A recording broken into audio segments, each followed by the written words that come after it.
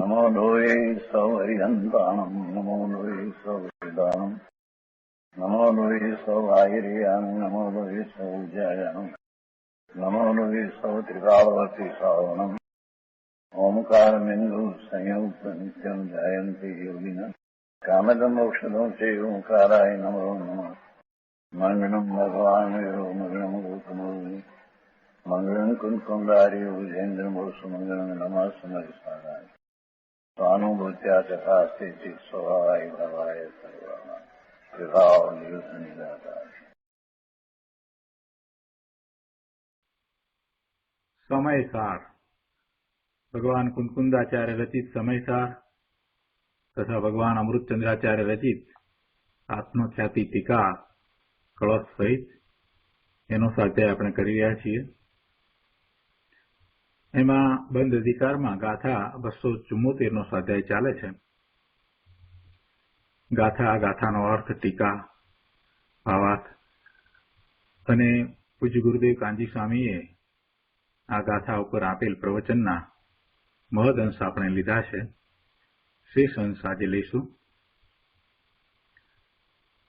ગાથા 274માં એ વાત આવી કે અભવ્ય જીવ છે તે એ શાસ્ત્રો તો ભણે છે, પરંતુ મોક્ષને નથી શ્રદ્ધતો એવો એ જ્ઞાનને નહીં શ્રદ્ધવાને કારણે એને એ શાસ્ત્રનું જે પઠન છે, અભ્યાસ છે, એ ગુણ કરતું નથી। એટલે શાસ્ત્ર અભ્યાસથી એને લાભ થતો નથી। મોક્ષને નહીં શ્રદ્ધતો એવો અને એમ છતાં એ જ્ઞાનને નથી શ્રદ્ધતો, એટલે એને શાસ્ત્રનો અભ્યાસ અભવ્ય જીવને કાંઈ ગુણ કરતો નથી। ગુરુદેવે આમાં સાથે એ વાત પણ સમજાવી કે ભલે અહીંયા અભવ્યની વાત કરી હોય, પરંતુ અભવ્ય સિવાય ભવ્ય છે અને મિથ્યા દ્રષ્ટિ છે, એને પણ સ્વરૂપનું લક્ષ નથી થયું અને મોક્ષની જે રીતે શ્રદ્ધા થવી જોઈએ એ રીતે નથી। એટલે કે એ જ્ઞાનને નથી શ્રદ્ધતો, પોતાના સ્વરૂપનું મહાત્મા આવ્યું નથી અને સ્વરૂપ ભણી નથી જતો, તો એ પણ ગમે તેટલા શાસ્ત્રો વાંચે, પંડિતાઈ કરે, તો એ બધું વ્યર્થ છે, એ એને કાંઈ લાભદાયી થતું નથી। અને એવું તેને ભૂતકાળમાં અનેક વખત કર્યું છે, પણ તેથી કાંઈ એને ભવના ભ્રમણ ઓછા થયા નહીં। એ વાતને વધારે વિસ્તાર કરીને સમજાવતા ગુરુદેવ અહીંયા પ્રવચન રત્નાકર ભાગ 8મો 247માં પાના ઉપર કહે છે કે એ ભવ્ય જીવ એટલે તે પણ એવો જ છે, પેલા અભવ્ય જેવો જ, જો એ મિથ્યા તો સહિત છે અને એ પણ સ્વરૂપનું લક્ષ નથી કરતો તો। અને અહીંયા તો પછી બંને માટે વાત લાગુ પડે એ રીતે વાત કરી છે, અભવ્યને લઈને વાત કરી છે કે અભવ્ય તે ભલે 11 અંગ ભણ્યો હોય પણ તે મોક્ષને શ્રદ્ધતો નથી। શાસ્ત્ર જ્ઞાનના વિકલ્પથી રહિત ભગવાન આત્મા જ્ઞાન આનંદ સ્વભાવી પ્રભુ અંદર મોક્ષ સ્વરૂપ છે, એટલે કે પોતે જ મોક્ષ સ્વરૂપ છે, પોતે મુક્ત સ્વરૂપ છે। આ કર્મના બંધન એ કાંઈ એના આત્માને સ્પર્શતા નથી, એ તો બહાર રહ્યા, એ આત્મામાં પ્રવેશતા નથી। એનું સ્વરૂપ છે એ તો એવું ને એવું મુક્ત જ છે। એવા પોતાના નિજ ભગવાન આત્માને એ શ્રદ્ધતો નથી, એની એને શ્રદ્ધા નથી, એનું એને જ્ઞાન શ્રદ્ધા નથી। તેથી એ શાસ્ત્રો ભણ્યો તો પણ એનો કાંઈ લાભ મળતો નથી। શાસ્ત્ર ભણવાનો ગુણ જે સ્વાનુભૂતિ, તેને તે કદી સ્વ આશ્રય કરીને પ્રગટ કરતો નથી। આ બધી વાત થઈ એટલે કોઈએ પ્રશ્ન કર્યો કે તો પછી શાસ્ત્ર ભણવા કે ન ભણવા? શાસ્ત્ર ભણ્યો તે છતાં પણ એ જ્ઞાન શ્રદ્ધાન ભાવે પોતાના સ્વરૂપના જ્ઞાન અને પોતાના સ્વરૂપના શ્રદ્ધાન ભાવે એ પરિણમતો નથી, તો પછી શાસ્ત્ર ભણ્યો એનો શું અર્થ? એ તો બધું નકામું ગયું, નિષ્ફળ ગયું. આ વાત ઉપરથી કોઈએ પ્રશ્ન કર્યો કે તો પછી શાસ્ત્ર ભણવા કે ન ભણવા? ગુરુદેવ ઉત્તર આપે છે કે શાસ્ત્ર જ્ઞાનના લક્ષ્ય શાસ્ત્ર ભણવા એમ નહીં, પણ શુદ્ધ ચિદાનંદ ઘન પ્રભુ આત્માના લક્ષ્ય શાસ્ત્રનો અભ્યાસ કરવો જોઈએ. શાસ્ત્ર અભ્યાસનું પ્રયોજન સમજવું જોઈએ ને. પ્રવચનસાર ગાથા 233માં પણ આની સ્પષ્ટતા કરી છે કે શાસ્ત્ર એ કંઈ શાસ્ત્રના લક્ષ્ય ભણવાના નથી, પણ આત્માના લક્ષ્ય ભણવાના છે. શાસ્ત્ર જ્ઞાન એ શા માટે કરવાનું છે? શાસ્ત્રનું જ્ઞાન કરવા માટે એ શાસ્ત્ર ભણીએ એમ નહીં, પરંતુ આત્માને જાણવો છે અને પ્રયોજન તો એ છે કે પોતાના શુદ્ધ સ્વરૂપની પ્રાપ્તિ થાય. આપણે પણ શિબિરમાં એ વાત લીધી છે ને કે શાસ્ત્ર અભ્યાસનું પ્રયોજન શું? અને એ શાસ્ત્ર અભ્યાસના પ્રયોજનમાં આપણે 3 વાત લીધી છે. પહેલી વાત તો એ લીધી કે યથાર્થ જ્ઞાન થાય. શાસ્ત્રનો અભ્યાસ ન કરે અને કોઈકે કહેલી વાતને આમનામ જ માની લે તો એમાં એને જ્ઞાન યથાર્થ ન થાય. જાતે શાસ્ત્રનો અભ્યાસ તો કરવો જ જોઈએ. અને કેવા શાસ્ત્ર જે જિનેશ્વર ભગવાનની વાણીમાંથી ઉદ્ભવ પામ્યા છે એવા શાસ્ત્રોનો અભ્યાસ એને પોતે જાતે કરવો જોઈએ, તો જ યથાર્થ જ્ઞાન થાય. ગમે તેવી ચોપડીઓ વાંચવાથી કઈ શાસ્ત્રનું જ્ઞાન એટલે જિનેશ્વર ભગવાને જેમ કહ્યું છે એમ જ્ઞાન થતું નથી. એટલે એક તો આશય એવો છે કે યથાર્થ જ્ઞાન કરવું, જિનેશ્વર ભગવાનની વાણીમાં જે આવ્યું છે એને બરાબર જાણવું અને સમજવું. એટલા માટે આપણે પહેલી વસ્તુ શાસ્ત્ર અભ્યાસ એ માટે કરીએ. પછી એ જાણ્યા પછીથી એને અંતરમાં ઉતારવું છે. એટલે અંતરમાં ઉતારીએ છીએ ત્યારે આપણને ખ્યાલ આવે છે કે હું કેવો છું, મારી દશા કેવી છે, અને ભગવાને જે કહ્યું છે એ કઈ રીતે છે. એટલે એમ થતાં પોતાના દોષો જણાય છે. જિનેશ્વર ભગવાને વાણી ઓમકાર ધ્વનિમાં જે કહ્યું એ વાણીમાં જે વાત આવી છે એને ગણધર ભગવાને સાંભળી, આત્મસાત કરી અને એમાંથી 12 અંગ અને 14 પૂર્વના આ જ્ઞાનની રચના કરી છે અને એમાંથી આ બધા શાસ્ત્રોનો ઉદ્ભવ થયો છે. એટલે એ જિનેશ્વર ભગવાનની વાણીમાંથી આવેલી વાત છે એ જ પરમ સત્ય છે. અને એવા પરમ સત્યની સાથે પોતાની દશાનો વિચાર કરે કે ભગવાને તો આમ કહ્યું છે ને હું તો આમ કરી રહ્યો છું, ત્યારે એને સમજ આવે છે કે પોતે કેવા દોષ રૂપે પરિણમન કરી રહ્યો છે, પોતાને કઈ રીતે એવા વિભાવ ભાવ છે, પોતાને કઈ રીતે કસાય છે. આ બધું ત્યારે એને સમજમાં આવે છે અને એમ થતાં એ પોતે પોતાના દોષને દૂર કરે છે. આવો શાસ્ત્રનો અભ્યાસ કર્યો જ ન હોય તો પોતાના દોષને દૂર કર્યા વગર અભિમાનમાં જીવન પૂરું કરત. એટલે શાસ્ત્ર અભ્યાસ દ્વારા પોતાના દોષોનો ખ્યાલ આવે છે અને એમ કરતા એ પોતાના દોષોને દૂર કરે છે. એટલે એવો શાસ્ત્ર અભ્યાસ ખૂબ જરૂરી છે. વળી શાસ્ત્ર અભ્યાસ દ્વારા એ પણ ખ્યાલમાં આવે છે કે આ શાસ્ત્રની રચના કરવાવાળા મહાપુરુષોની કેવી અદ્ભુત દશા હતી અને પોતે ક્યાં છે. એમ કરતા એ શાસ્ત્રની રચના કરનાર પ્રત્યે અહોભાવ આવે છે અને સાથે ને સાથે આ શાસ્ત્રની રચના જે જ્ઞાનમાંથી થઈ છે એવા જ્ઞાનના ધણી જિનેશ્વર ભગવાન પ્રત્યે પણ અહોભાવ આવે છે. એટલે સાચા અર્થમાં પૂજા, ભક્તિ, અહોભાવ, વિનય, સ્તુતિ આ બધા એ શાસ્ત્રના અભ્યાસ દ્વારા પ્રગટ થાય છે. બાકી કઈ ગીતો ગાયા કરીએ, કોઈકે શીખવાડ્યું ને એમ પછી પૂજા કરીએ ને ભક્તિ કરીએ એટલે કઈ જિનેશ્વર ભગવાન પ્રત્યે અંતરમાં એવો ઉમળકો એવો અહોભાવ આવતો નથી. શાસ્ત્રના અભ્યાસ કરવાથી જ ખ્યાલ આવે છે કે જિનેશ્વર ભગવાનનું સ્વરૂપ કેવું છે, એમને કઈ રીતે પુરુષાર્થ કર્યો અને જે અદ્ભુત દશાને પ્રાપ્ત કરી એના બધા વર્ણન વાંચીએ છીએ ત્યારે આંખ ભીની થઈ જાય છે. અરે આપણે ક્યાં અને પ્રભુ ક્યાં. એટલે શાસ્ત્રના અભ્યાસ દ્વારા આ બધું સમજાય છે. ચારે અનુયોગના શાસ્ત્રોનું પ્રયોજન તો એક જ છે, વિતરાગતા પ્રગટ કરવી. એટલે આવો અભ્યાસ, આવો અહોભાવ અને પોતાના દોષોનું નિવારણ એ બધાની સાથે મૂળ વાત જે વિતરાગતા પ્રગટ કરવાની છે એ પણ શાસ્ત્રના અભ્યાસ દ્વારા જ થાય છે.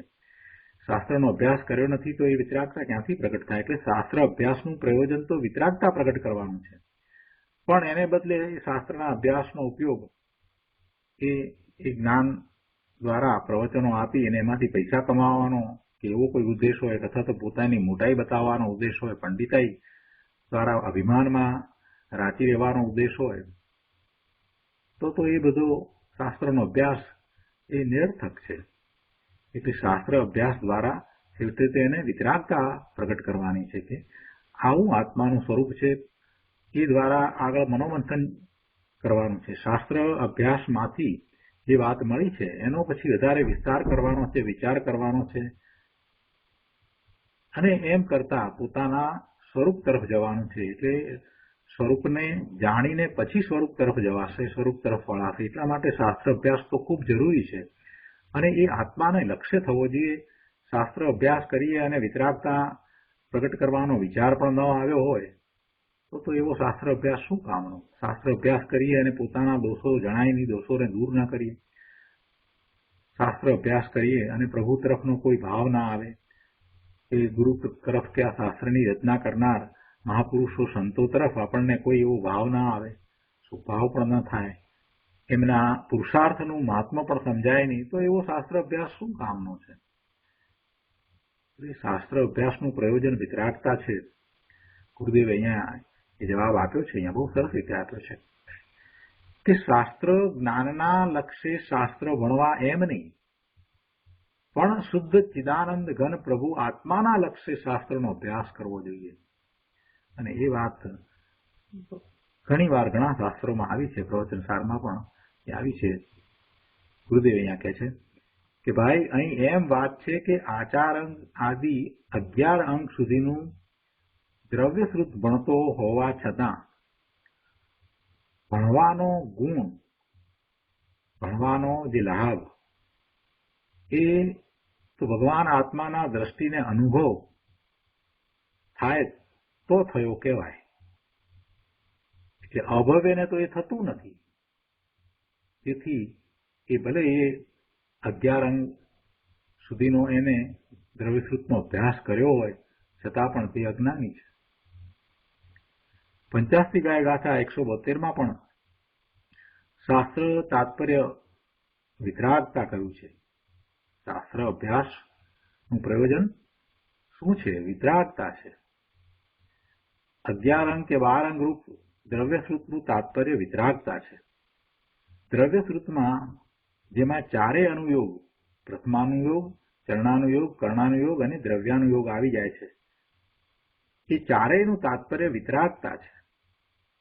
કઈ પ્રથમાનુયોગમાંથી આપણે મહાપુરુષોના જીવન ચરિત્ર વાંચી અને એ વાર્તાઓ જાણવાની છે એમ નથી, પણ એ દ્વારા આપણે વિતરાગતા પ્રગટ કરવાની છે. પ્રભુનો વૈરાગ્ય, પ્રભુનો પુરુષાર્થ, આ બધા તરફ લક્ષ્ય કરવાનું છે. એને બદલે એ જીવન ચરિત્ર અને એમાં જે વાત લખવામાં આવી હોય એને કેટલીક અપેક્ષાએ એ દ્રષ્ટિના વિષય તરીકે સમજવી જોઈએ કે આ કહેવા પાછળનો આશય આવો છે. એના સ્થાને એ નાના નાના પ્રસંગોમાં એ અંદર ઊંડો ઉતરી જાય છે અને પછી એમાં દલીલ કરે છે કે આવું કઈ રીતે બને, આવું હોઈ શકે જ નહીં, આમ નહીં તેમ નહીં. પણ એ તો જીવન ચરિત્ર વર્તમાનમાં જે રીતે લખવામાં આવ્યું છે એની એ વાત છે. એ લેખકે કેટલીક કલ્પના કરીને સાથે એ વાતને લખી છે, પણ એને એમ કઈ ના સમજવું જોઈએ, પરંતુ એની પાછળનો આશય શું છે? એવા પ્રથમાનુયોગના ગ્રંથમાં જે જીવન ચરિત્ર અને જે ડાયલોગ લખવામાં આવ્યો કે પ્રભુએ પછી આમ કહ્યું, પ્રભુએ તેમ કહ્યું, એમના પિતાશ્રીએ આમ કહ્યું, આવું બધું હોય તો એમાં એમ ન કહેવાય કે એ ક્યાં સાંભળવા ગયા હતા, એવી વાત ન હોય. એ સમજી લેવાનું છે કે આ પ્રથમાનુયોગના ગ્રંથ છે ને એનું તાત્પર્ય એ જ છે કે એ દ્વારા આપણને પ્રભુનું મહાત્મા આવે, એવા મહાપુરુષોનું મહાત્મા આવે, એમના જીવન ચરિત્રમાંથી આપણે એ શીખવા જેવી વાત છે એને પકડવી જોઈએ. એટલે જે રીતે જેમ છે તેમ એ શાસ્ત્રનો અભ્યાસ થવો જોઈએ. કર્ણાનુયોગના ગ્રંથમાં જે વાત આવી હોય, હવે એ ઘણી સૂક્ષ્મતાથી વાત હોય. કર્ણાનુયોગને તો ગણિતાનુયોગ પણ કહેવામાં આવે છે. હવે એમાંની જે વાત છે એ એક પણ વાત આપણને આપણી ઇન્દ્રિયો દ્વારા જણાય નહીં, દેખાય નહીં કે ખ્યાલમાં ના આવે. એટલે કાંઈ એ કર્ણાનુયોગમાં જે કહ્યું છે એને હું નહીં માનું, એ ખોટું છે એમ ના કહી શકાય. ભગવાનના જ્ઞાનમાં આવ્યું છે એના ઉપરથી બધી વાત છે. એક પરમાણુ, એક પ્રદેશ, એક સમય, આ આપણને આપણી ઇન્દ્રિયો દ્વારા અથવા તો આપણા જે ક્ષયોક્ષમ છે એ દ્વારા એનો ખ્યાલ ન આવે, આપણને ના જણાય. તો એનો અર્થ એવો નથી થતો કે નથી, એમ નથી, એનું સ્વરૂપ જુદી રીતે છે એમ માનવાને કોઈ કારણ નથી. આ કર્મની વાત કહી હોય, કર્મની 8 પ્રકૃતિની વાત કહેવામાં આવી, 148 પ્રકૃતિની વાત કરવામાં આવી હોય, આ બધી વાત છે તો કે ક્યાં દેખાય છે, કોને જોયું છે, શું કોને ખબર હશે કે નહીં હોય, એવી વાત ના હોય. એટલે જે અનુયોગના શાસ્ત્ર છે એને સમજવા જોઈએ કે આ કયા અનુયોગનું શાસ્ત્ર છે, કઈ રીતે વાત થઈ છે. અને છેવટે તો બધામાંથી એક જ વસ્તુ પકડવાની છે કે કેમ કરી અને આ આત્માનો મૂળ સ્વભાવ, વિતરાગ સ્વભાવ છે એને હું પ્રગટ કરું. એટલે દરેક શાસ્ત્ર, દરેક અનુયોગના શાસ્ત્રોનું પ્રયોજન તો વિતરાગતા છે એ વાત અહીંયા કહી છે. અને એવી વિતરાગતા પ્રગટ ન કરીએ અને માત્ર પંડિતાઈ કરીએ તો શાસ્ત્ર અભ્યાસનો કોઈ અર્થ થશે નહીં. એટલે આગળના પેરેગ્રાફમાં ગુરુદેવ કહે છે કે વિતરાગતા કેમ થાય, વિતરાગતા કેવી રીતે પ્રગટ થાય? તો કહે છે કે ભગવાન આત્મા સચ્ચિદાનંદ સ્વરૂપ ચૈતન્ય મૂર્તિ પ્રભુ સદા વિતરાગ સ્વરૂપ જ છે. પોતાનું સ્વરૂપ જ વિતરાગ સ્વરૂપ છે. પોતાની જ વાત છે, પોતાનું સ્વરૂપ જ એવું છે. એટલે પોતાનું મૂળ સ્વરૂપ, શુદ્ધ સ્વરૂપ પ્રગટ તો થઈ શકે જ, એમાં કોઈ અડચણ આવે નહીં, કોઈ બાધા આવે જ નહીં. કેમ કે પોતાનું સ્વરૂપ છે. એટલે પોતાને પોતાના સ્વરૂપે થતા રોકનાર બીજું કોઈ નથી. પોતાનો પુરુષાર્થ એવો નથી ઉપડ્યો, માટે એ પોતાના શુદ્ધ સ્વરૂપને જાણતો નથી, એને પોતાના શુદ્ધ સ્વરૂપે પરિણમતો નથી. બીજો કોઈ એને રોકી રહ્યો છે એમ તો છે જ નહીં. એ વાત ગુરુદેવ અહીંયા કહે છે કે ભગવાન આત્મા સચ્ચિદાનંદ સ્વરૂપ ચૈતન્ય મૂર્તિ પ્રભુ સદા વિતરાગ સ્વરૂપ જ છે. તો પછી વિતરાગતા કેમ ન થાય? વિતરાગતા કેમ પ્રગટ ન થાય? સ્વના આશ્રયે તેના જ્ઞાન, દ્રષ્ટિ અને અનુભવ કરવાથી પર્યાયમાં વિતરાગતા પ્રગટ થાય છે. સર્વશાસ્ત્ર ભણવાનું આ ઇષ્ટફળ છે, આ ગુણ છે. શાસ્ત્ર અભ્યાસનો ગુણ એ આ છે. આગળ પણ કહે છે કે ત્યાં પંચાસ્તિકાયમાં શાસ્ત્રનું તાત્પર્ય વિતરાગતા કહ્યું. અહીંયા કહે છે કે ભિન્ન વસ્તુભૂત શુદ્ધ જ્ઞાનમય આત્માનું જ્ઞાન તે શાસ્ત્ર ભણવાનો ગુણ છે. અહીંયા શું કહ્યું છે કે ભિન્ન વસ્તુભૂત શુદ્ધ જ્ઞાનમય આત્માનું જ્ઞાન, શુદ્ધ જ્ઞાનમય આત્માનું જ્ઞાન, બધાથી જુદો ભિન્ન એવા ભગવાન આત્માનું જ્ઞાન, તે શાસ્ત્ર ભણવાનો ગુણ છે. એ એનું પ્રયોજન છે. તથા શ્રી રાજમલજીએ કળશ 13માં કહ્યું કે 12 અંગનું જ્ઞાન પણ વિકલ્પ છે. તેમાં શ્રુતમાં પણ એમ કહ્યું છે કે શુદ્ધ આત્માની અનુભૂતિ મોક્ષ માર્ગ છે. અર્થાત 12 અંગમાં શુદ્ધ આત્માની અનુભૂતિ કરવાનું કહ્યું છે. શુદ્ધ આત્માનું અનુભૂતિ કરવાનું કહ્યું છે. આત્માનો અનુભવ, શુદ્ધ આત્માનો અનુભવ કરવાનું કહ્યું છે. ચારેય કોરથી બધે આ એક જ વાત છે કે આત્મા પોતે ચિદાનંદ ઘન પ્રભુ છે. એના જ્ઞાન શ્રદ્ધાન કરીને એમાં જ ઠરી જા, એના જ સ્વાદમાં તૃપ્ત થઈ જા. બાકી આ શુભ ક્રિયાનો પક્ષ કરીને જે બેઠા છે અને એ શુભ ભાવમાં રહ્યા છે તો એ તો સંસાર ભ્રમણ જ કરવાના છે. એમને ભલે આ વાત ન સમજાતી હોય પણ છેવટે તો આ વાત સમજે જ કલ્યાણ છે. અત્યારે ન બેસે એટલે શાસ્ત્ર ભણે અને એની પરીક્ષાઓ આપે પણ એને સ્વરૂપ લક્ષ્ય કાંઈ કરતો નથી. વ્રત તપ પણ કરે, ભક્તિ કરે, બધી ક્રિયાઓ પણ કરે અને માને કે ધર્મ થઈ ગયો પણ સ્વરૂપના લક્ષ્ય કાંઈ કરે નહીં. એટલે એને એનાથી પુણ્યનો બંધ થશે, પણ એ ભવનું કારણ છે, એથી ભવ થશે. આગળ 248ના પાના પર બીજા પેરેગ્રાફમાં કહે છે કે શાસ્ત્રનું ભણવું એ વિકલ્પ છે, વ્યવહાર છે. એ વ્યવહાર દ્વારા શુદ્ધ નિશ્ચય એક પરમાર્થ વસ્તુ સમજવી છે. આખો મોક્ષ માર્ગ જે રીતે નિરૂપવામાં આવ્યો છે એ નિરૂપણનો વિચાર કરીએ તો નિરૂપણને વ્યવહાર કહેવાય. પણ એ મોક્ષ માર્ગ એ ચાલી અને પોતે પોતાના મુક્ત સ્વરૂપની પ્રાપ્તિ કરે એ નિશ્ચય. આ દ્રવ્યાનુયોગનો ગ્રંથ છે, એમાં જે સમજાવવામાં આવ્યું છે નિશ્ચય અપેક્ષા એ શું હોય એમ કરીને સમજાવવામાં આવ્યું છે. શુદ્ધ નિશ્ચય નહીં વિષયભૂત ભગવાન આત્મા કેવો છે એમ કરીને પણ જે સમજાવવામાં આવ્યું છે એ બધું એ ખરેખર તો વ્યવહાર છે. એ બધું સમજાવવામાં આવ્યું છે, ભેદ પાડીને સમજાવવામાં આવ્યું છે. એ કથની માત્ર બધો એ વિકલ્પ સહિત છે, એ વ્યવહાર છે. એટલે શાસ્ત્રનું ભણવું એ વિકલ્પ છે, વ્યવહાર છે.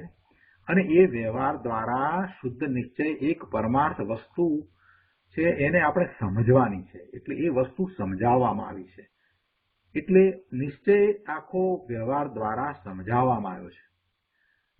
નિશ્ચય આદરણીય છે. નિશ્ચય જે છે એ જ આશ્રય કરવા લાયક છે, પણ એ બધું સમજાયું છે વ્યવહાર દ્વારા. વ્યવહાર આદરણીય થઈ નથી જતો. વ્યવહાર દ્વારા સમજાયું માટે વ્યવહાર આદરણીય થઈ જાય એમ નહીં. શબ્દ દ્વારા સમજાવવામાં આવ્યું છે, ભાષા દ્વારા સમજાવવામાં આવ્યું છે. મહત્વ તો જે સમજીએ છીએ એનું છે. પરમાર્થ વસ્તુ જે સમજીએ એનું મહત્વ છે. ત્યાં ભાષાનું મહત્વ નથી. પણ શું થાય, બીજો કોઈ ઉપાય નથી. એટલે એવી રીતે ભેદ પાડી અને એને કથનીમાં લેવામાં આવ્યું છે અને એમ સમજાવવામાં આવ્યું છે. વસ્તુ તો અભેદ છે, ભગવાન આત્મા અભેદ છે, છતાંય એને ભેદ પાડીને સમજાવવામાં આવ્યો કે દ્રવ્ય, ગુણ અને પર્યાય.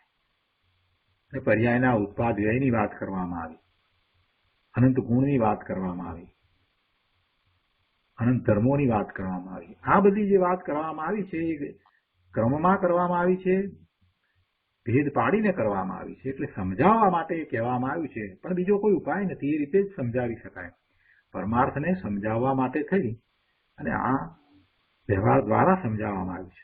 અને એ વાત તો અગાઉ ગાથા 8માં આવી ગઈ ને કે ભાષા અનાર્ય વિના ન સમજાવી શકાય અનાર્યને, વ્યવહાર વિન પરમાર્થનો ઉપદેશ એમ અશક્ય છે.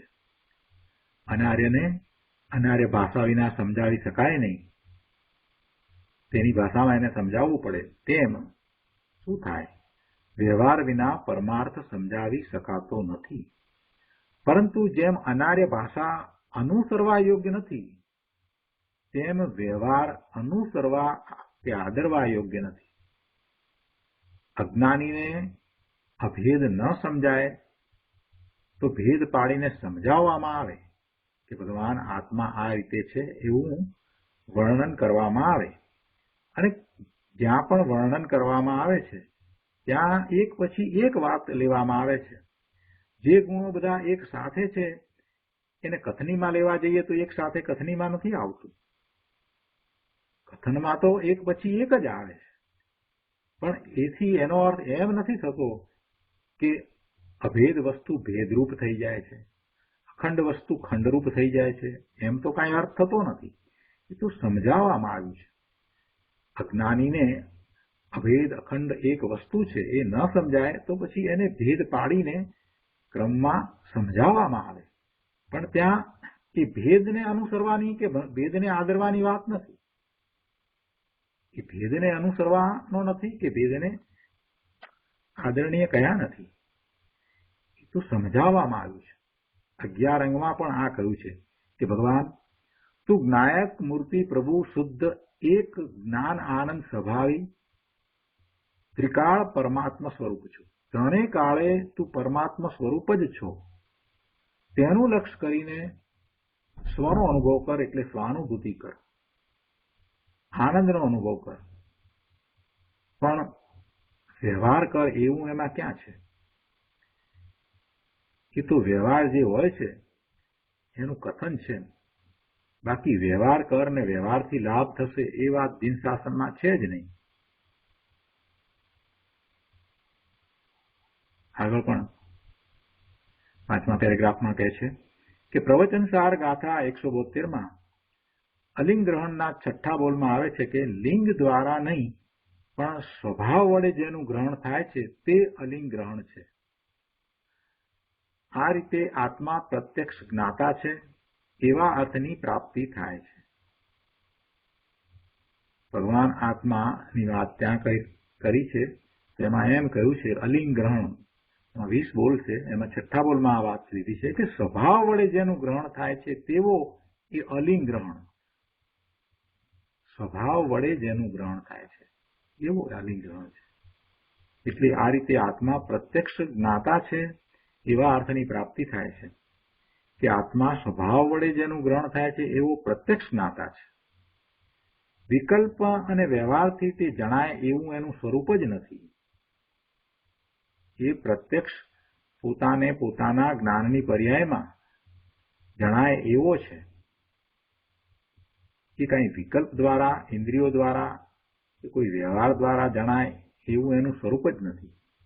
અરે એવા ભગવાન આત્માને બીજો કોઈ જણાવે, બીજો કોઈ દેખાડે, બીજો કોઈ અનુભવ કરાવે એમ પણ નથી. કોઈ સ્વાનુભૂતિ કરાવી દે એમ પણ નથી. પોતે જ સ્વાનુભૂતિ કરી શકે, પોતે પોતાના સ્વરૂપને પોતે જાતે પોતાના પુરુષાર્થ દ્વારા જ અનુભવી શકે એવો ભગવાન આત્મા છે.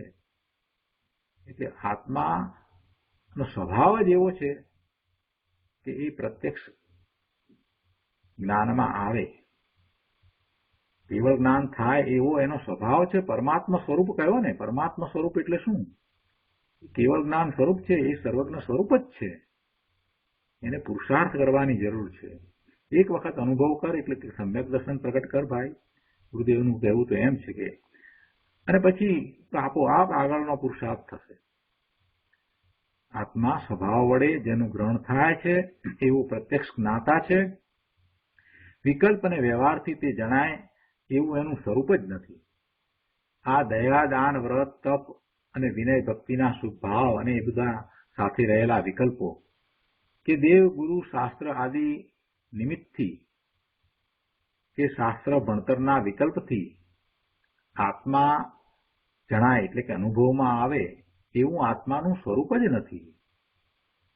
આ તો નિર્મળ વિતરાગી જ્ઞાન પરિણામ દ્વારા જણાય એવું જ એનું સ્વરૂપ છે.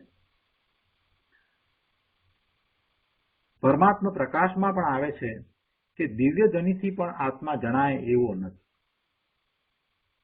દિવ્ય ધ્વનિ, ઓમકાર ધ્વનિ પ્રભુની, એનાથી પણ આત્મા જણાય એવો નથી.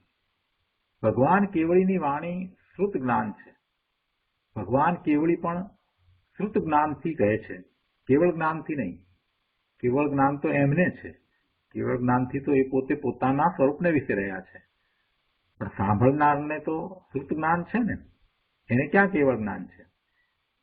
એટલે જે ઓમકાર ધ્વનિ નીકળે છે, જે ઓમકાર ધ્વનિ નીકળે છે એ દ્વારા સાંભળનાર એમાંથી દ્રવ્યશ્રુતને પ્રાપ્ત કરે છે. અને એવા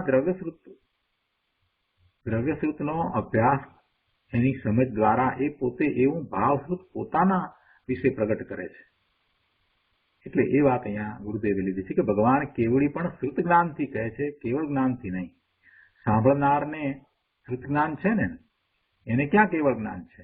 સાંભળનારને ક્યાં કેવળ જ્ઞાન છે? તેથી કેવળી દિવ્ય ધ્વનિમાં શ્રુત જ્ઞાનથી કહે છે.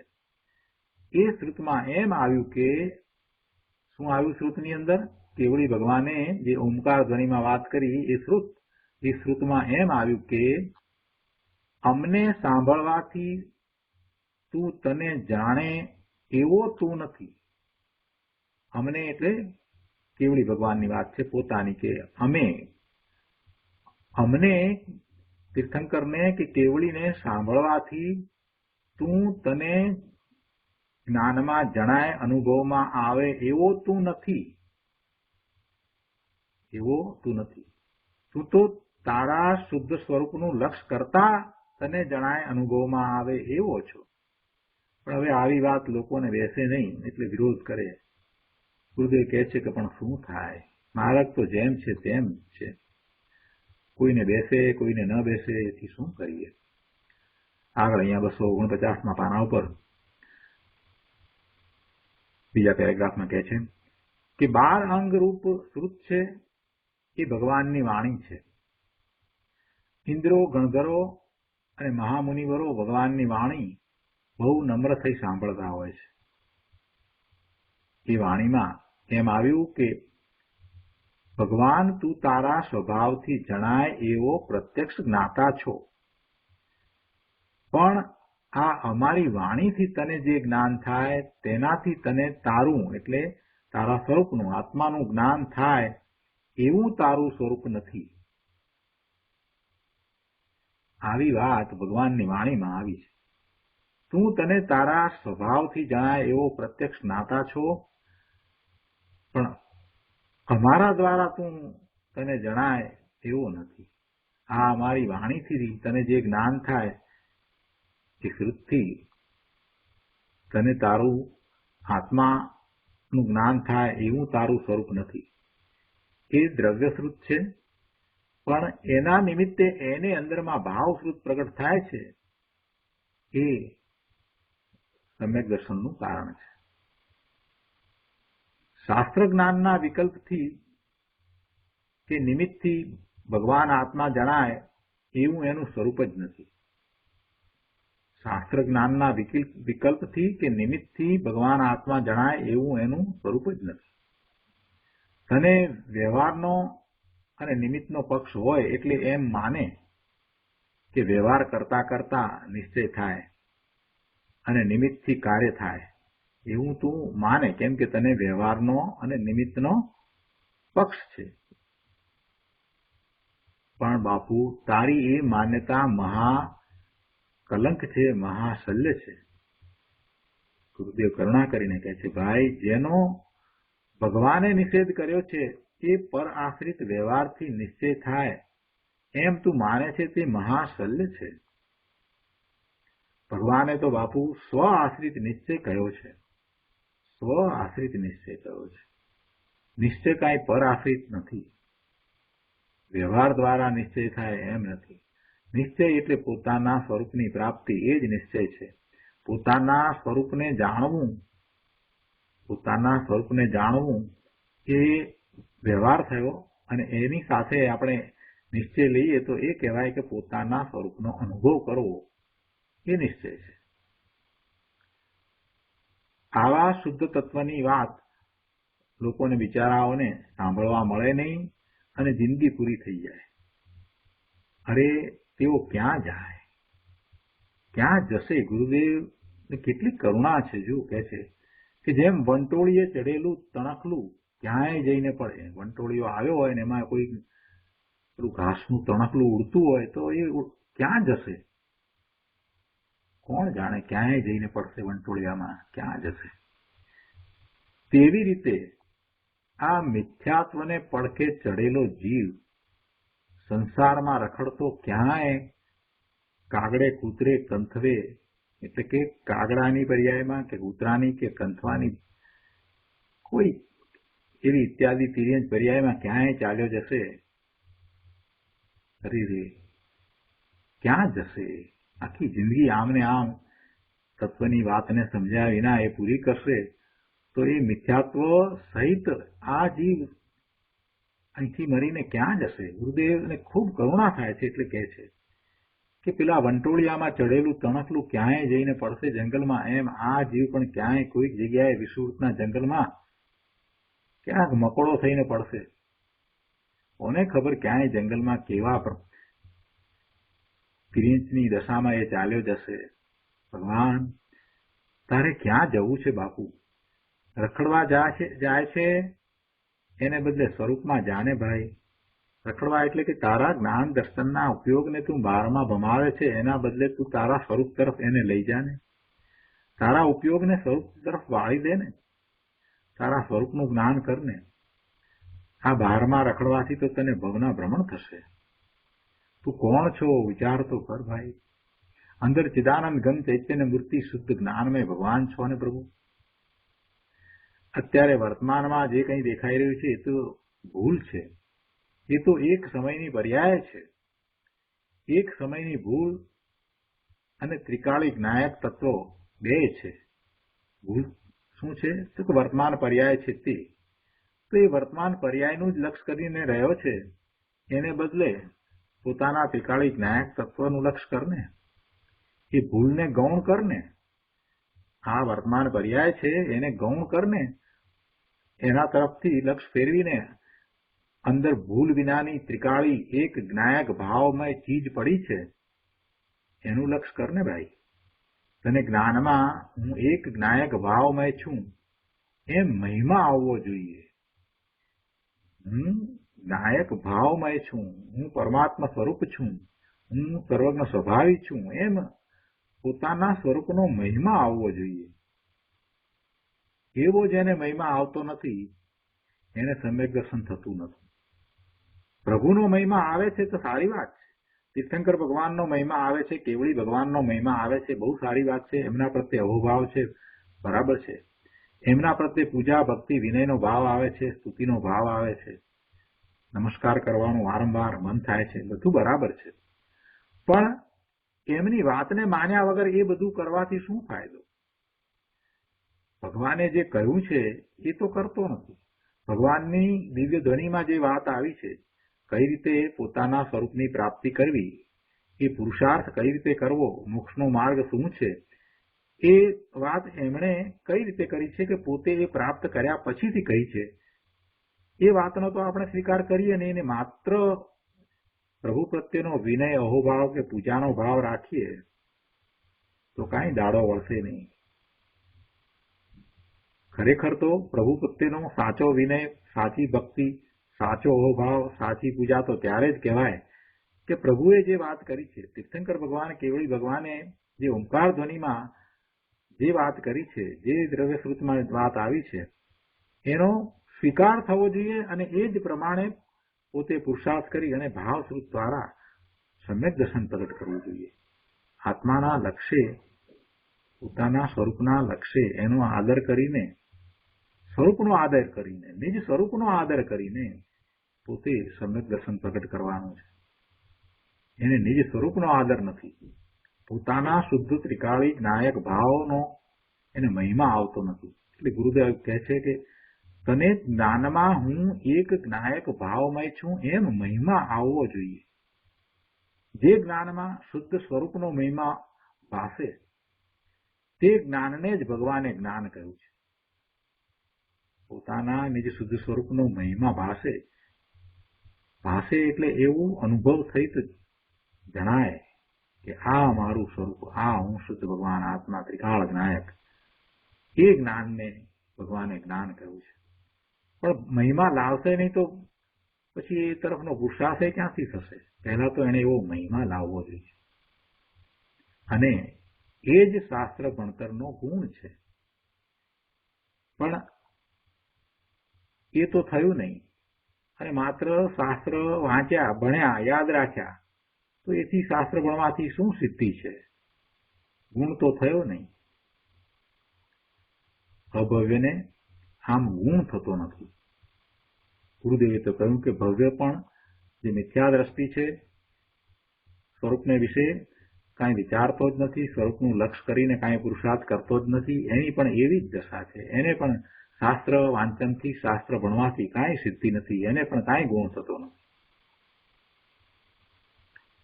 આગળ 250માં પાના ઉપર અહીંયા ઉપરથી ત્રીજી લીટીમાં કહે છે કે હવે અહીં જ્ઞાનની વાત કરે છે. કહે છે કે ભગવાન જિનેશ્વર દેવની દિવ્ય ધ્વનિથી જે 12 અંગરૂપ સૂત્ર રચાયું તેમાં 11 અંગનું જ્ઞાન તેને હોય તો એ શાસ્ત્ર ભણવાનો ગુણ, જે શુદ્ધ જ્ઞાનમય આત્માનું જ્ઞાન, તે તેને નહીં હોવાથી તે અજ્ઞાની છે. શું નથી? શુદ્ધ જ્ઞાનમય આત્માનું જ્ઞાન નહીં, એને નથી, એટલે એ અજ્ઞાની છે. ભગવાનની વાણીમાં એમ આશય આવ્યો કે શાસ્ત્ર જ્ઞાનની અને સઘળાય વ્યવહારની અપેક્ષા છોડી દઈને તું તને સીધો જાણ. તું સીધો જ તારા સ્વરૂપનું લક્ષ્ય કરી અને એને અનુભવ દ્વારા જાણ. એમાં વચમાં પછી કોઈ વ્યવહાર હોતો નથી. તું વ્યવહારની અપેક્ષા છોડી દે. શુભ ભાવની અપેક્ષા રાખ્યા વિના સીધે સીધો તું તારા સ્વરૂપ તરફ વળી જા. કેમ કે શુભ ભાવની અપેક્ષા રાખીને તો શુભ ભાવમાંથી તારા લક્ષ્યને સ્વ તરફ લઈ જતો જ નથી. શુભ ભાવમાં ને શુભ ભાવમાં જ રોકાઈ રહે છે. એટલે પહેલા તો તું એને છોડ. એટલે સઘળાએ વ્યવહારને છોડ અને એમ કરી અને સ્વરૂપ તરફ વળ. જ્યાં સુધી વ્યવહારનું લક્ષ્ય રહ્યું છે, વ્યવહારને આદરણીય માને છે, વ્યવહારને ઇષ્ટ માને છે, વ્યવહાર દ્વારા સ્વરૂપની પ્રાપ્તિ થશે એવી ઊંધી માન્યતા છે, ત્યાં સુધી સ્વરૂપનું લક્ષ્ય થશે જ નહીં. એટલે વ્યવહારની પકડને છોડ. વ્યવહાર જાણેલો પ્રયોજનવાન છે, આદરેલો પ્રયોજનવાન નથી. વ્યવહાર દ્વારા નિશ્ચય નથી. નિશ્ચય છે એને એવો વ્યવહાર છે એમ જ્યારે કહેવામાં આવ્યું છે તો ત્યાં એ વ્યવહારનું જ્ઞાન કરાવવામાં આવ્યું છે કે એ વખતે નિમિત્ત તરીકે શું હતું.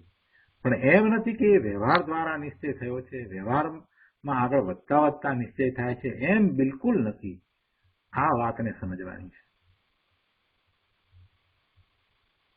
આગળ બીજા પેરેગ્રાફમાં ચોથી લીટીમાં કહે છે કે શાસ્ત્ર ભણવાનો ગુણ તો ભિન્ન વસ્તુભૂત શુદ્ધ જ્ઞાનમય આત્માનું જ્ઞાન થાય તે છે.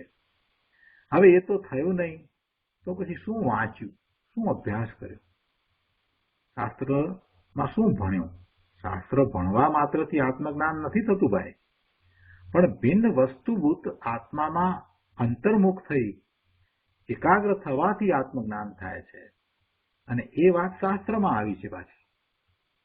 હવે શાસ્ત્રમાં વાત આવી અને પછી એમ બોલ્યા કરીએ કે ભિન્ન વસ્તુભૂત આત્મામાં અંતર્મુખ થઈ એકાગ્ર થવાથી આત્મજ્ઞાન થાય છે, એવું આપણે 100 વખત બોલીએ એટલે કઈ આત્માનું જ્ઞાન થશે? આપણે 100 વખત આ વાક્ય બોલીએ કે ભિન્ન વસ્તુભૂત આત્મામાં અંતર્મુખ થઈ એકાગ્ર થવાથી આત્મજ્ઞાન થાય છે. અરે 1000 વખત બોલીએ તોય આત્મજ્ઞાન નહીં થાય. એ વાત બીજાને પણ આપણે ભણાવી દઈએ, બીજાને પણ શીખવાડીએ. 1,00,000 લોકોને આ વાત કહીએ, 1,00,000 લોકોને આ વાત આપણે સમજાવીએ, પણ એથી કઈ આત્મજ્ઞાન થોડું થાય છે. એ વાક્યમાં જે વાત કહી એ પ્રમાણે કરવું પડે. આત્મામાં અંતર્મુખ થઈએ અને ત્યાં એકાગ્રતા થાય તો આત્મજ્ઞાન થાય. કઈ બોલવાથી, વિકલ્પથી, યાદ રાખવાથી, એના ઉપર નિબંધ લખવાથી કઈ આત્મજ્ઞાન થતું નથી. પુસ્તક લખવાથી કઈ આત્મજ્ઞાન થતું નથી. પીએચડી કરવાથી આત્મજ્ઞાન થતું નથી. એ તો બધું વિશ્લેષણ છે. પીએચડી કરવું એમાં કઈ મોટી વસ્તુ નથી, એ વિશ્લેષણ છે, એક પ્રકારનો અભ્યાસ છે. માસ્ટર્સ અમે કર્યું ત્યારે એવી થીસીસ લખવાની હતી. 3 વર્ષની અંદર એવી થીસીસ લખતા હતા, પણ એમાં અમારે પીએચડી નહોતું થતું, પણ માસ્ટર્સ માટેની એવી થીસીસ જરૂરી હતી. તો એવી થીસીસ લખવામાં આવે. એથી કરીને શું થાય? એટલે એ અભ્યાસ છે, પણ અભ્યાસમાં જે કહ્યું છે એ પ્રમાણે પ્રવર્તવું જોઈએ. અભ્યાસ દ્વારા વાત જાણી કે આત્મામાં અંતર્મુખ થવું, ત્યાં એકાગ્રતા કરવી તો આત્મજ્ઞાન થાય. તો પછી કરવી કે ન કરવી, કે પછી બોલ્યા જ કરવું? શાસ્ત્રના અભ્યાસ કર્યા જ કરીએ, જીવનના અંત સુધી કર્યા જ કરીએ, એ સારી વાત છે. તેથી આપણે ક્યાંય ભૂલ કરતા હોઈએ તો આપણી ભૂલ સુધરી જાય છે. આપણે હમણાં શાસ્ત્ર અભ્યાસનું પ્રયોજન કહ્યું, એમાં એ વાત લીધી બધી. પણ શાસ્ત્ર અભ્યાસનું જે મુખ્ય પ્રયોજન છે સ્વાનુભૂતિ, એ તો પછી રહી જાય. એ ન કરીએ તો શું? એનો કાંઈ અર્થ નહીં. એટલે સ્વના લક્ષ્ય શાસ્ત્ર અભ્યાસ કરીએ છીએ. અભ્યાસ કરવો અને સ્વના લક્ષ્ય કરવો. એમ નથી કહ્યું કે અભ્યાસ ન કરવો, એમ કહેવાનો આશય નથી. અભ્યાસ તો કરવો, કેમ કે આપણે 3 પ્રયોજન જણાવ્યા. શાસ્ત્ર અભ્યાસના 3 પ્રયોજન જણાવ્યા. એટલે શાસ્ત્ર અભ્યાસ તો જરૂર કરવો. જીવનના અંત સુધી શાસ્ત્રનો અભ્યાસ કરવો. સાધકને હંમેશા શાસ્ત્ર અભ્યાસ હોય છે, મુનિને પણ શાસ્ત્ર અભ્યાસ હોય છે. જ્યાં સુધી પૂર્ણતા નથી ત્યાં સુધી એવો અભ્યાસ હોય છે. દ્રવ્યશ્રુતનો અભ્યાસ તો છોડાય જ નહીં. દ્રવ્યશ્રુતનો અભ્યાસ કરતા કરતા ભાવશ્રુત પ્રગટ થાય છે, અને ભાવશ્રુત પ્રગટ થયું છે, સમ્યક દર્શન થયું છે, તો પણ એ શાસ્ત્ર અભ્યાસ એક અથવા બીજા પ્રકારે કરવો જોઈએ. દિનેશ્વર ભગવાનની વાણી છે, એને વારંવાર ચિંતનમાં લેવી, એના ઉપર મનોમંથન કરવું જોઈએ. એ જરૂરી છે, પણ મૂળ પ્રયોજનને ભૂલી ન જવું. માત્ર અભ્યાસ કરીએ, માત્ર બોલ્યા કરીએ એમ નહીં. ખરેખર આત્મામાં અંતર્મુખ થઈ અને એકાગ્રતા કરવાથી આત્મજ્ઞાન થાય છે, એ વાત મહત્વની છે. અહીંયા આગળ 5મા પેરેગ્રાફમાં કહે છે કે ભિન્ન વસ્તુભૂત જ્ઞાનમય આત્માનું જ્ઞાન તે શાસ્ત્ર ભણવાનો ગુણ છે, અને તે તો ભિન્ન વસ્તુભૂત જ્ઞાનને નહીં, શ્રદ્ધા એવા અભવ્યને શાસ્ત્ર ભણતર વડે કરી શકાતું નથી.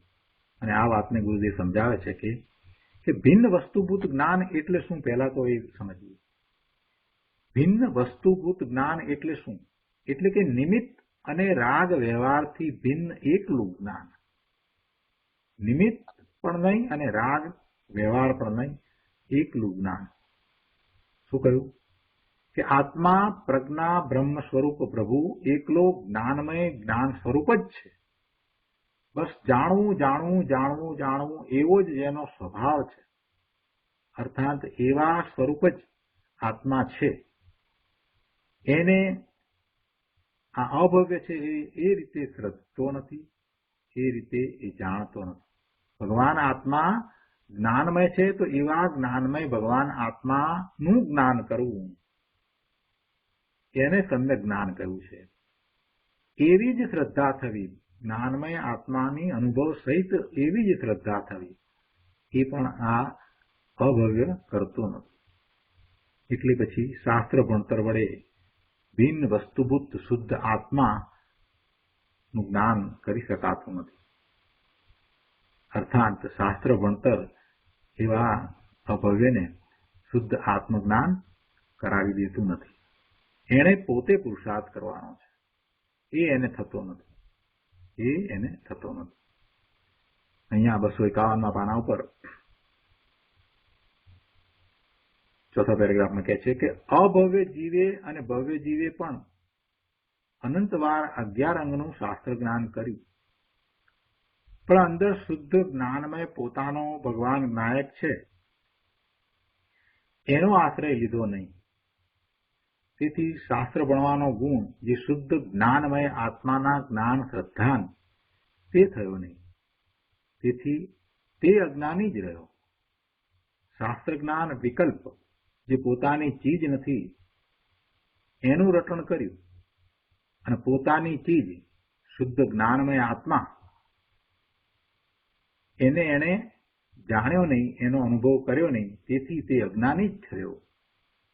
આવી વાત છે.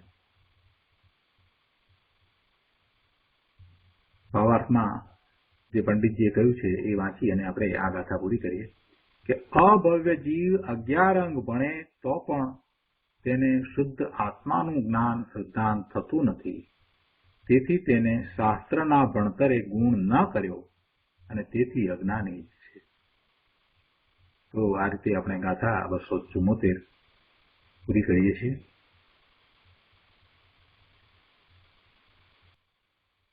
હવે આ વાત થઈ એટલે ફરી શિષ્યે પ્રશ્ન પૂછ્યો કે અભવ્યને ધર્મનું શ્રદ્ધાન તો હોય છે, છતાં તેને શ્રદ્ધાન નથી એમ કેમ કહ્યું? શિષ્યએ ફરીથી પ્રશ્ન કર્યો. પહેલા પ્રશ્નના જવાબ રૂપે આ ગાથા આવી. હવે કહે છે કે શિષ્યને ફરીથી પ્રશ્ન થયો કે અભવ્યને ધર્મનું શ્રદ્ધાન તો હોય છે, છતાં તેને શ્રદ્ધાન નથી એમ કેમ કહ્યું? અને એના ઉત્તર રૂપે ગાથા 275 કહી છે. કુંકુંદાચાર્ય ભગવાનની ગાથા 275 આપણે લઈએ. શ્રદ્ધાતી ચ પ્રત્યેતિ ચ રોચયતિ ચ તથા પુનશ્ચ સ્પૃશતિ ધર્મમ ભોગ નિમિત્તમ ન તુષ કર્મ ક્ષય નિમિત્તમ. ગુજરાતીમાં ગાથા છે. તે ધર્મને શ્રદ્ધે પ્રતીત રુચિ અને સ્પર્શન કરે તે ભોગ હેતુ ધર્મને, નહીં કર્મ ક્ષયના હેતુને. ગાથાના અર્થમાં કહે છે કે તે એટલે અભવ્ય જીવ ભોગના નિમિત્ત રૂપ ધર્મને જ શ્રદ્ધે છે. તે ભવ્ય જીવ ભોગ નિમિત્તમ ધર્મમ શ્રદ્ધાતી ચ, તે અભવ્ય જીવ ભોગના નિમિત્તરૂપ ધર્મને જ શ્રદ્ધે છે,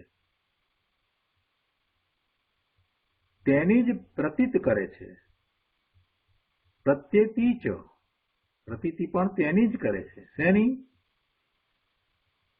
ભોગના નિમિત્તભૂત ધર્મની જ એને શ્રદ્ધા છે, અને એવા ધર્મના સ્થાને એ ભોગના નિમિત્ત રૂપ જે ધર્મ છે, એ મોક્ષ માર્ગને બદલે એ ભોગના નિમિત્તભૂત જે ધર્મ છે એને એ શ્રદ્ધે છે, એની જ પ્રતીતિ કરે છે, અને તેની જ રુચિ કરે છે, અને તેને જ સ્પર્શે છે. રોચયતી ચ તથા પુનઃ સ્પુશતી ચ. અને આગળ કહે છે કે પરંતુ કર્મ ક્ષયના નિમિત્તરૂપ ધર્મને નહીં, એટલે કે કર્મ ક્ષયના નિમિત્તરૂપ ધર્મને તે શ્રદ્ધતો નથી, તેની પ્રતીતિ કરતો નથી, કે તેની રુચિ કરતો નથી, કે તેને સ્પર્શતો નથી. ન તું કર્મ ક્ષય નિમિત્તમ. આથી વાત જ ઉલટી એ કરી રહ્યો છે. અભવ્ય જીવ જે કરી રહ્યો છે એ શું કરી રહ્યો છે? તો કહે છે કે તે અભવ્ય જીવ ભોગના નિમિત્તરૂપ ધર્મને જ શ્રદ્ધે છે. ભોગના નિમિત્તરૂપ શું છે? પુણ્યના બંધ છે, કર્મ છે, કે જેના નિમિત્તે એને એવા અનુકૂળતાના સંયોગો પ્રાપ્ત થાય છે. ભોગના નિમિત્તરૂપ ધર્મને જ શ્રદ્ધે છે, એની જે એને પ્રતીતિ છે, એની જે રુચિ કરે છે, એને જે સ્પર્શે છે. પરંતુ એ કર્મ ક્ષયના નિમિત્તરૂપ જે ધર્મ છે, કર્મ ક્ષયના નિમિત્તરૂપ ધર્મને એ શ્રદ્ધતો પણ નથી, એની પ્રતીતિ પણ કરતો નથી, કે એની રુચિ પણ કરતો નથી. એટલા માટે એને ધર્મનું શ્રદ્ધાન હોવા છતાં એને શ્રદ્ધાન નથી એમ કહ્યું છે. કેમ કે એનું શ્રદ્ધાન કેવું છે? એનું શ્રદ્ધાન તો ભોગના નિમિત્તરૂપ જે શુભભાવ છે, પુણ્યનો બંધ છે, એની શ્રદ્ધા, એની પ્રતીતિ, એની રુચિ રૂપ છે. એવું એનું શ્રદ્ધાન છે, એવી એની રુચિ છે. શુભભાવની, પુણ્યના બંધ માટેની એને રુચિ છે, એની પ્રતીતિ. પણ ખરેખર હોવું શું જોઈએ? તો કે કર્મ ક્ષયના નિમિત્તરૂપ જે ધર્મ છે તે, જે વિતરાગતા રૂપ જે ધર્મ છે તે કર્મ ક્ષયના નિમિત્તરૂપ ધર્મ છે, એટલે એમાં તો એને સંવર અને નિર્જા હોય એવો ધર્મ. એવા ધર્મની એને શ્રદ્ધા, એની પ્રતીતિ, એની રુચિ એ કરતો નથી. એટલે પછી એને એમ કહી દીધું કે એને મોક્ષનું શ્રદ્ધાન નથી એમ કહેવામાં આવ્યું, ધર્મનું શ્રદ્ધાન નથી એમ કહેવામાં આવ્યું. આ રીતે શિષ્યને સમજાવવામાં આવ્યું છે. આનો વિસ્તાર આપણે કરીએ. ટીકામાં અમૃતચંદ્રાચાર્ય ભગવાને જે વાત કરી છે એ આપણે લઈએ. કહે છે કે અભવ્ય જીવ નિત્ય કર્મફળ ચેતના રૂપ વસ્તુને શ્રદ્ધે છે, પરંતુ નિત્ય જ્ઞાન ચેતના માત્ર વસ્તુને નથી શ્રદ્ધતો. અભવ્ય જીવ હંમેશા એ કર્મફળ ચેતનારૂપ વસ્તુને શ્રદ્ધે છે. નિત્ય કર્મફળ ચેતનારૂપ, જે કર્મફળ ચેતનારૂપ વસ્તુ છે એને શ્રદ્ધે છે, પરંતુ નિત્ય જ્ઞાન ચેતના માત્ર વસ્તુ એને એ શ્રદ્ધતો નથી. એવો એ ભગવાન આત્મા જે નિત્ય જ્ઞાન ચેતના માત્ર રૂપ છે એને એ શ્રદ્ધતો નથી. કારણ કે તે અભવ્ય સદાય સ્વ પરના ભેદ વિજ્ઞાનને અયોગ્ય છે. એને સ્વ અને પરનું ભેદ જ્ઞાન થતું નથી. માટે તે અભવ્ય જીવ કર્મથી છૂટવાના નિમિત્તરૂપ જ્ઞાન માત્ર ભૂતાર્થ એટલે કે સત્યાર્થ ધર્મને નથી શ્રદ્ધતો, પરંતુ ભોગના નિમિત્તરૂપ શુભ કર્મ માત્ર અભૂતાર્થ ધર્મને જ શ્રદ્ધે છે. તેથી જ તે અભૂતાર્થ ધર્મના શ્રદ્ધાન, પ્રતીત, રુચિ અને સ્પર્શનથી ઉપરના ગ્રૈવેક સુધીના ભોગ માત્રને પામે છે, એટલે કે દેવલોકમાં જાય છે. પરંતુ કદાપી કર્મથી છૂટતો નથી. તેથી તેને ભૂતાર્થ ધર્મના શ્રદ્ધાનના અભાવને લીધે, સત્ય ધર્મના શ્રદ્ધાનના અભાવને લીધે સાચું શ્રદ્ધાન પણ નથી. આમ હોવાથી નિશ્ચય ન્યાય વડે વ્યવહાર ન્યાયનો નિષેધ યોગ્ય જ છે. આનો વધુ વિસ્તાર આપણે આવતી વખતે સ્વાધ્યાયમાં લઈશું, ભાવાર્થ પણ લઈશું અને પછી પૂજ્ય ગુરુદેવ કાંજી સ્વામીએ આ ગાથા ઉપર આપેલ પ્રવચનના અંશો પણ લઈશું. આજનો સ્વાધ્યાય અહીંયા સુધી રાખીએ છીએ.